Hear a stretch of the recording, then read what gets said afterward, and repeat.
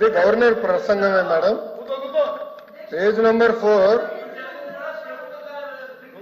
గురుగారు దళితులపైన ఎవరు దాడి చేశారు అందరూ కూర్చోండి కూర్చోండి కూర్చోండి కూర్చోండి స్వామి కూర్చోండి. కోర్టుకెళ్ళారు మీరు కూర్చోండి కూర్చోండి కూర్చోండి సార్. మాటలు పెద్ద చెప్పాల్సిన అవసరం లేదు ఇక్కడ. మీకు సంబంధం లేని సబ్జెక్ట్ ఇది. మీకు సంబంధం లేని సబ్జెక్ట్ ఇది. మేడం గారితో నేను మాట్లాడుతున్నా. నేను మేడం గారితో చర్చిస్తున్నా. దళితులపైన మీరు దాడి చేసి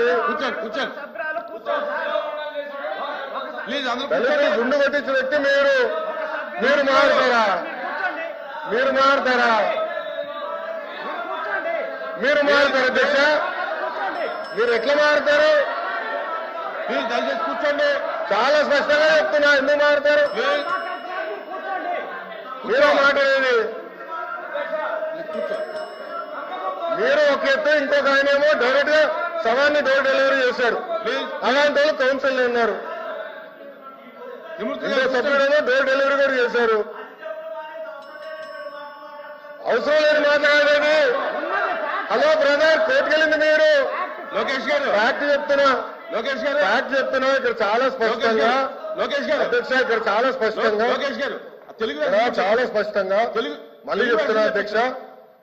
అధ్యక్ష నా దగ్గర ఇంగ్లీష్ ఉంది, నేను చదువుతున్నాను. To date investors are place investment. అరే ఇంగ్లీష్ మీడియం అని పొద్దు నుంచి కొట్టారు. ఇంగ్లీష్ మీడియంలో చెప్తున్నారా భయ్? మీ సభ్యుడు లేరే? ఇంగ్లీష్ మీడియం గురించి కొట్టారు కదా పొద్దున. మళ్ళీ ఇంగ్లీష్ మీడియం చదవలేరా? అరే పొద్దున English medium English medium English medium అన్నారు. అరే ఇంగ్లీష్ లో చెప్తే భయపడతారు. ఏ భాషలో చెప్పాలి బాయ్? గవర్నర్ గారు చదివింది ఇంగ్లీష్ లో. మీరందరూ బైకాట్ చేయకుండా కూర్చుని ఉంటే బాగుండేది. అరే అది కాదు భయ్, ఇంగ్లీష్ మీడియం చదవకూడదా? ఇంగ్లీష్ లో ఉందని చెప్పకూడదా?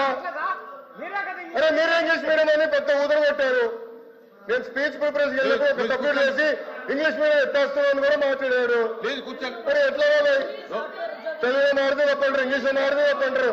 ఇంకా ఏ భాష మాట్లాడాలి? లోకేష్ గారు సార్ క్లియర్ గా 4వ పేజ్ లో to date investors are pledged investment of 6.5 lakh crores with an employment potential of 4 lakh jobs.